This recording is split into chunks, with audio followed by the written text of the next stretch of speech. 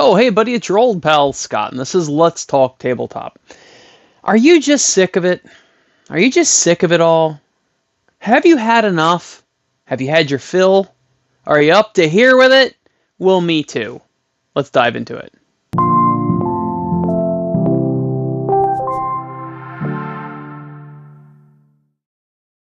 I think we've established now that we're both sick of it. What are we sick of again? Oh, we're sick of being sold to. I am sick of pop-up ads. I'm sick of ads in my email. I'm sick of ads on the radio and on the television and on Facebook and everywhere else. I'm sick of corporations constantly trying to sell me something.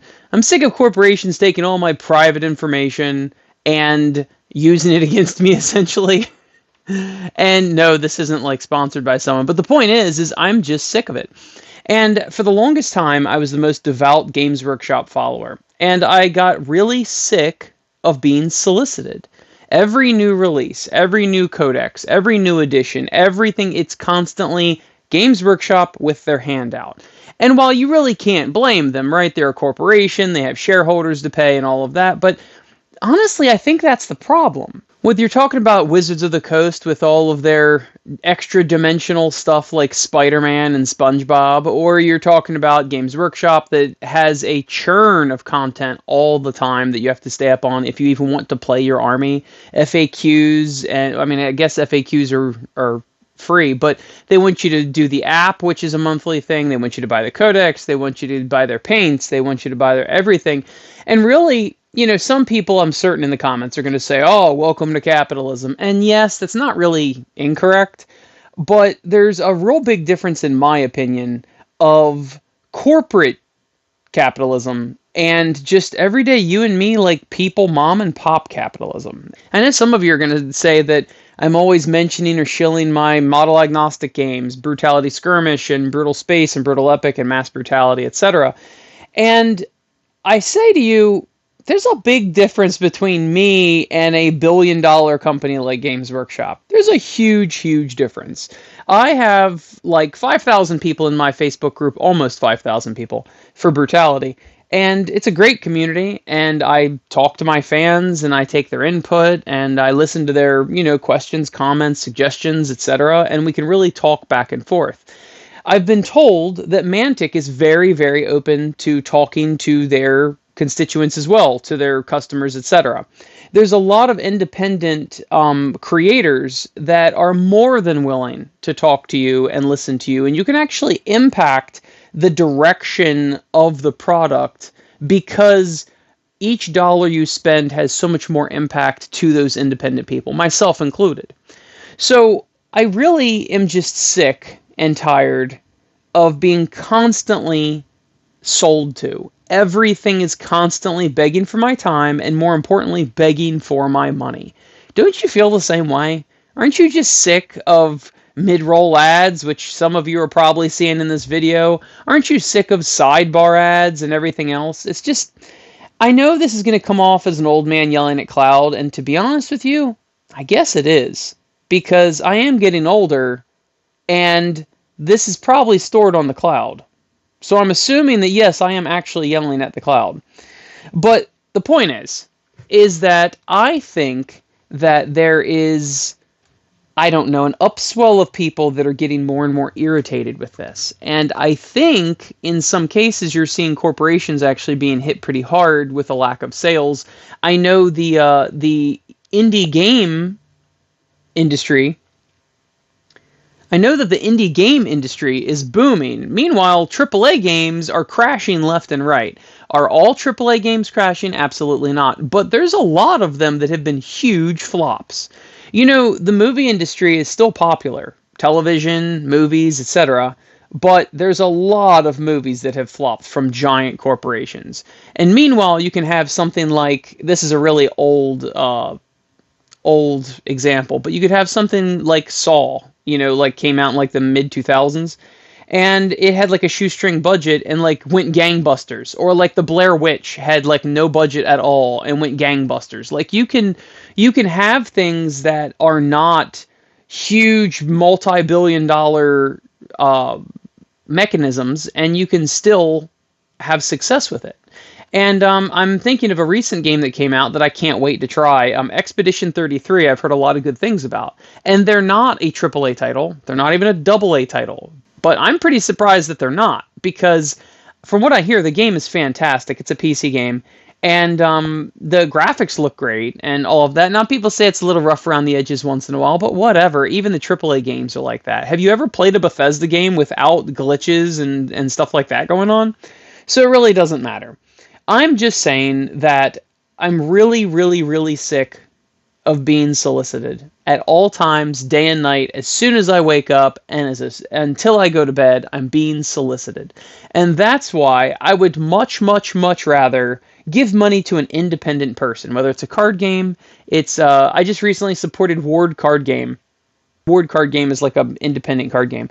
And I saw it advertised all over Facebook. And eventually I was like, okay, I'll bite. And then I bought a starter set and some ball stack or whatever, just to see what it was like.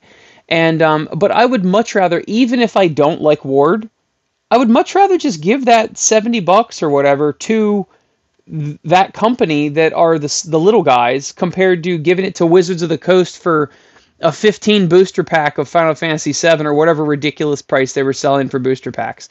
Don't you see that corporations eventually end up like eating their own tail, essentially? Like, because Magic is a really good example of this. Magic and Ravnica and all of that, they had a very deep lore. Novel series, they had, Urza and all sorts of people that were reoccurring characters, right?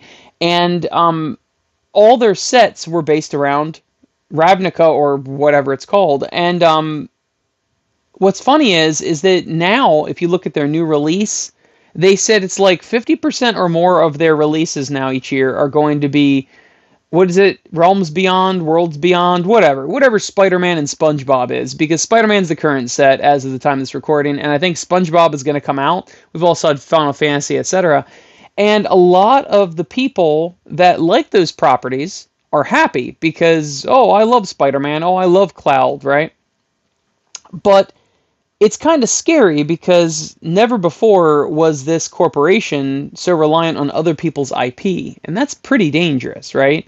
In a lot of cases, you can't even play these cards in the digital form of Magic the Gathering, like Arena or whatever their game is called. I think it's the Spider-Man set. You can't play on there because I guess they don't have digital rights to the cards. So I'm guessing what I'm really saying is, and I'm not even trying to be self-serving here, but there has never been a better time to support independent creators, even if it's smaller companies. Like Mantic is a pretty big company, but it's way smaller than Games Workshop, and they're not publicly traded, so they're not a corporation. And I think it shows, being that in my last video I showed you that their prices for Mantic's analogous units are 50% of what Games Workshop is. So I would definitely support Mantic.